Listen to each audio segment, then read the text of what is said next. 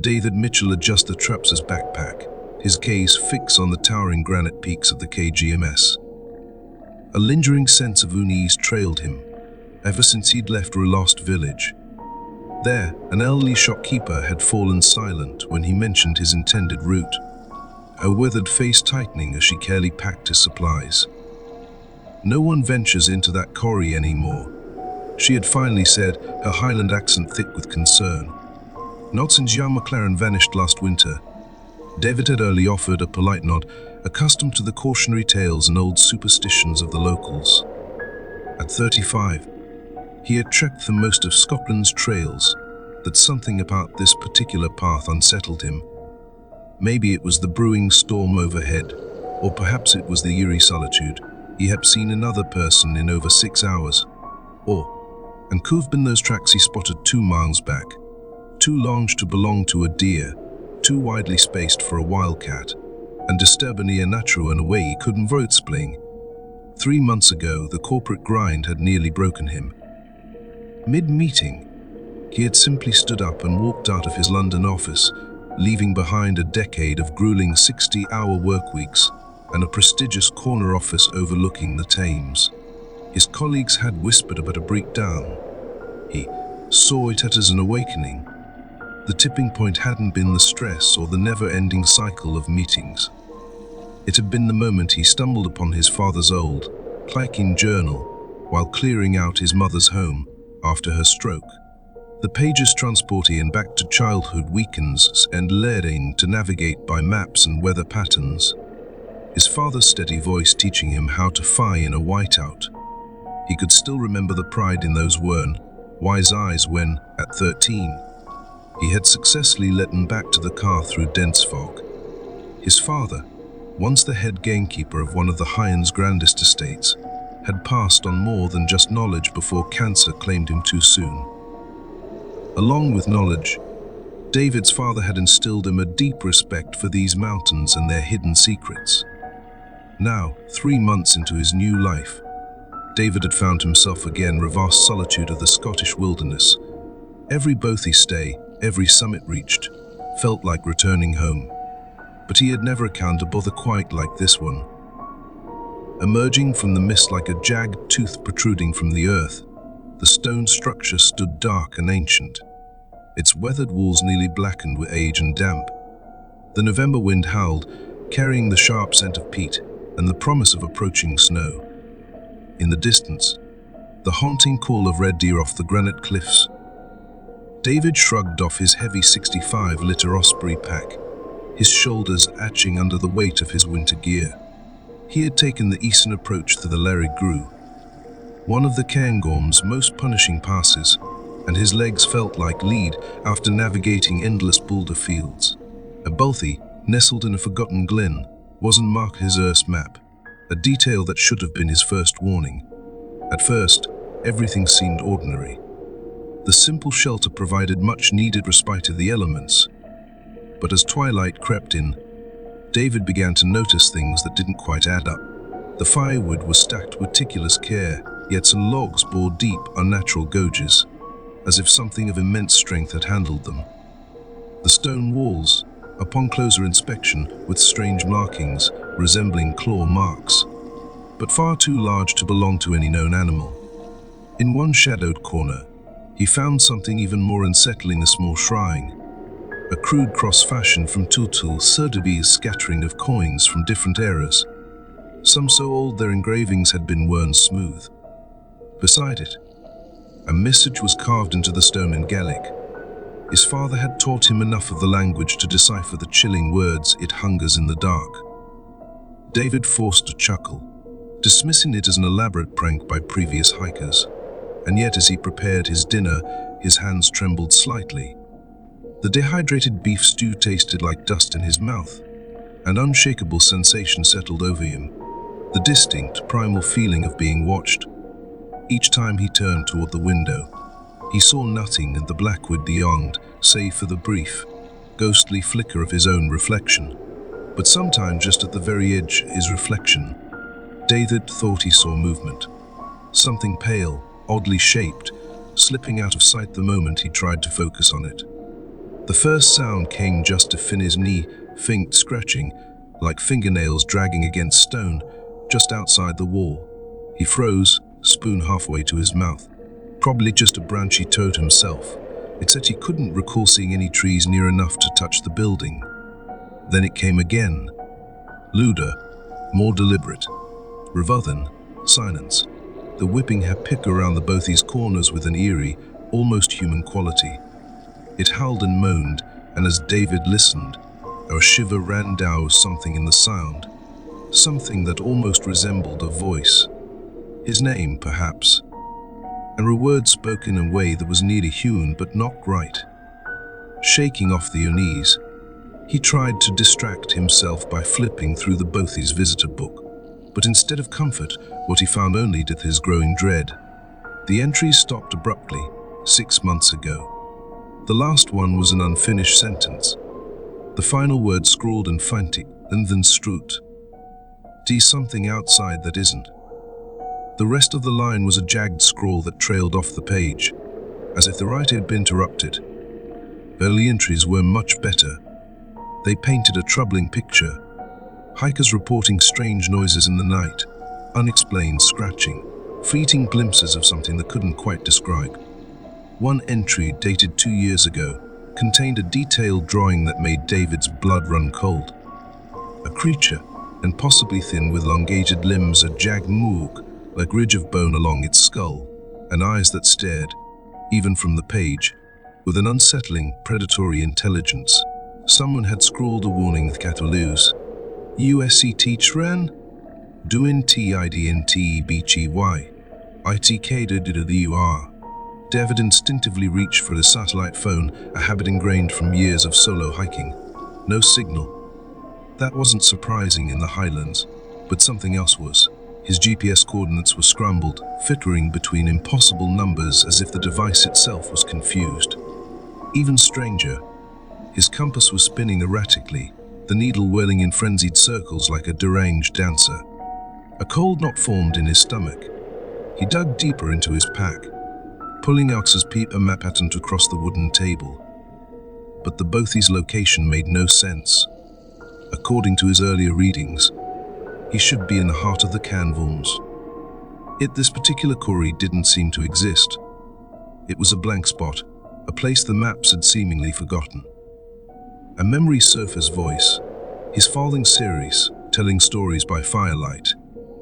There are places in these mountains, son, that don't want to be found. Corners of the Highlands on any map. Places that remember the old ways, the old hungers. Smart hikers turn back when their compass starts to spin. A heavy thump on the roof jolted him back to the present. Not snow. Something solid, something alive. David held his breath, his pulse thundering in his ears. A slow and deliberate across the ceiling. Whatever was up there wasn't just passing by. It was testing the slate tiles. A few small fragments of grit dislodged, tumbling down to the cold fireplace. Then came a new sound, one that made his blood turn to ice. Sniffing. Long, deep inhalations. Methodical and deliberate. Something was cracking his scent. Daggard's fingers crept toward his hiking knife, but the moment he wrapped his hand around the hilt, knew was useless. The blade felt absurdly small, laughably inadequate, like bringing a toothpick to a gunfight. The sniffing stopped, directly above him. Bothy fell into absolute silence. Then, through a narrow gap in the ceiling boards, a single drop of something thick and dark dripped down, landing on the visitor's book. It sizzled in contact, eating to the paper like acid. As David stood to grab his water bottle, his boot caught on something in the floorboards. A metal ring, newly concealed in a gap between the planks, was buried under decades of grime and filth. Kneeling, he ran his fingers along its edges, revealing a trapdoor. Old, but still solid, the sensible thing with the to leave it alone. But David had never been particularly sensible when it came to curiosity, and was the same pulse that had drawn to the mountains in the first place. The relentless need to see what lay beyond the next bend. His heart pounded, but his movements remained steady. Years of mountain had drilled discipline into him. Fear could only be managed through preparation, with practiced efficiency. He shrugged off his backpack and scanned his gear. If something was down there, he needed to be ready. His ice axe, the pick, could do serious damage. He clipped its burr beside his knife. His climbing rack held more possibilities. He threaded several hexes and nuts onto a short length of rope, fashioning a makeshift flail. And metal protection pieces would deliver a punching impact if he had to swing them. The rope itself was rated for 9 kien, strong enough to hold several times his body weight. If he needed a quicker steep, it might just save his life. His head torch went around his neck, with a backup stashed in his jacket pocket. His first kit contained a lighter and emergency candles, essential if his batteries failed. David collapsed his trekking poles to half length, testing their weight in his hands. The cardboard ticks were sharp enough to pierce, and the aluminum shafts were surprisingly sturdy. They could work as spears in a pinch. From his repair kit, and pulled out a roll of duct tape, wrapping it tightly around one pole's handle for better grip. Finally, he tucked his emergency shelter, Brightorn's biddy dat, into his jacket pocket. He exhaled, steadying himself.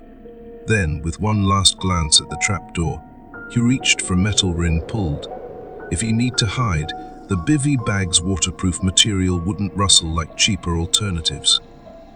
It was a small detail, and one that could mean the difference between survival and being found.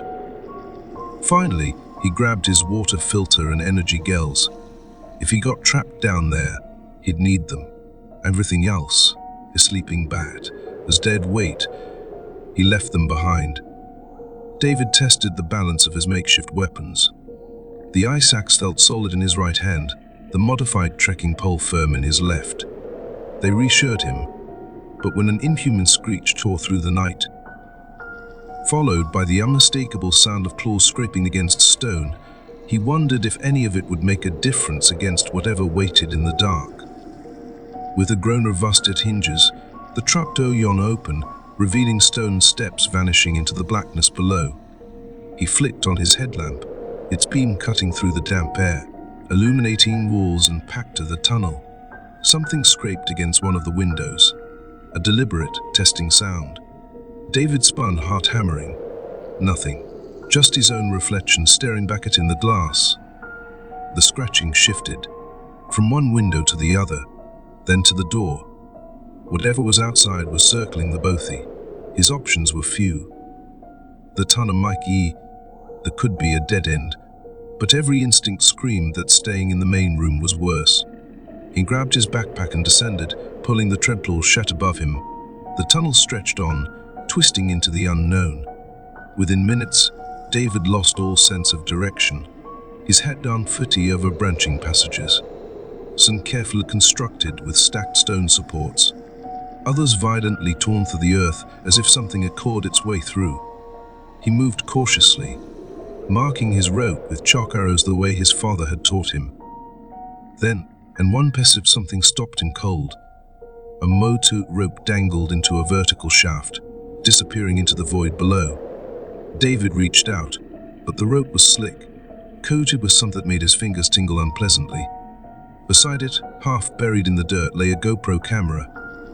Its lens was cracked. Someone else had been down here, and they hadn't made bat, Ricard, that might still be intact. David pocketed it, hoping it held answers. The temperature was dropping fast, but the chew in his bones wasn't just from the cold. Something was wrong with the acoustics down here. His own footsteps echoed back at him in strange, unnatural intervals, sometimes before he even taken a step, and beneath it all he felt something, a low vibration, more sensed than heard. Like the purr of some massive, unseen pressed on, more unsettling rinds of past visitors surfaced. A smartphone, its screen shattered. A wedding ring wedged between two stones. A child's stuffed animal, its fabric wound discolored with age. Each one told the same unspoken story. Someone had been here before, and they had never left. Then, from deep within the tunnels a sound echoed. A high-pitched keening, like wind forced through a narrow gap, but carrying a sharp, deliberate malice. It was answered by another, and another. David's breath hitched in his throat. There was more than one of them. The claw marks on the walls suddenly made sense. This wasn't just an old tunnel system. Renest, and he was standing in the heart of it. His headlamp flickered. The beam faltered, dimming as if something in the darkness was feeding on the light. David's hand shook as he checked the batteries. Fresh. They should have been working fine. But the shadows pressed against the glow, thick and suffocating, as if alive. He switched to his backup torch. The beam was weaker than it should have been. Then he saw it, writing on the walls.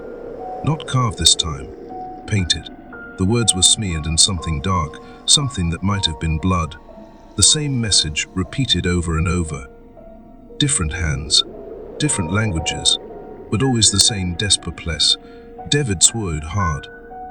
The tunnels stretched endlessly in every direction, passages splintering off into the unknown, forming a vast, unseen network beneath the Bothy, his light openings further ahead. More paths, winding deeper into the earth, and somewhere in that black abyss of something was waiting. The air grew colder as David descended, carrying a sharp, metallic tang that reminded him of blood. The walls bore signs of tool marks, beneath were deeper gouges. Marks carved with inhuman strength and relentless determination. Scattered along the path were more arms of those who had come before him. A dropped compass, its glass cracked. A shredded backpack, its straps torn apart. A single boot, the leather punctured with curious, even bite marks.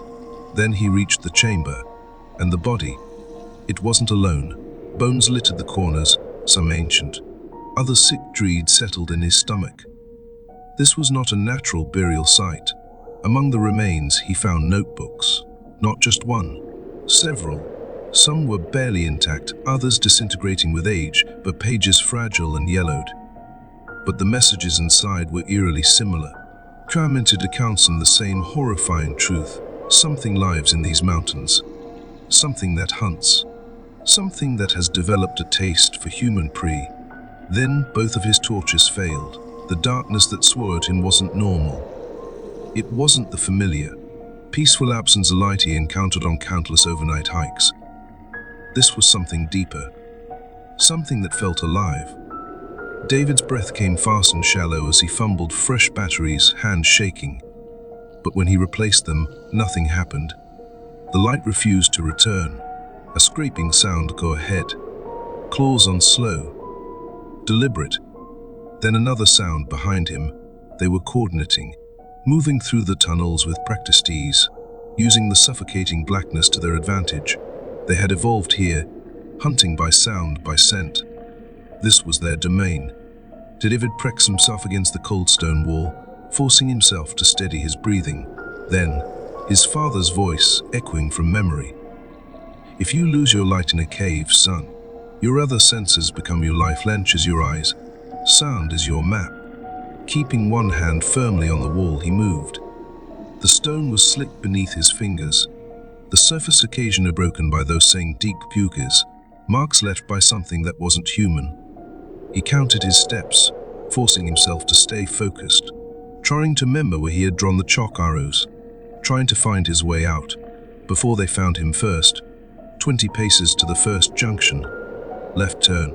30 paces to the narrow squeeze. David moved, every step deliberate, but then something brushed past him in the darkness. A shift in the air. A scent stinging his nostrils. He froze, pressing himself tighter against the wall. His own breathing was fast and shallow, but he could hear another. Close. Too close. The creature moved with unnatural grace. He couldn't see it, but he felt it. The subtle shift in mass, the way the air stirred around it.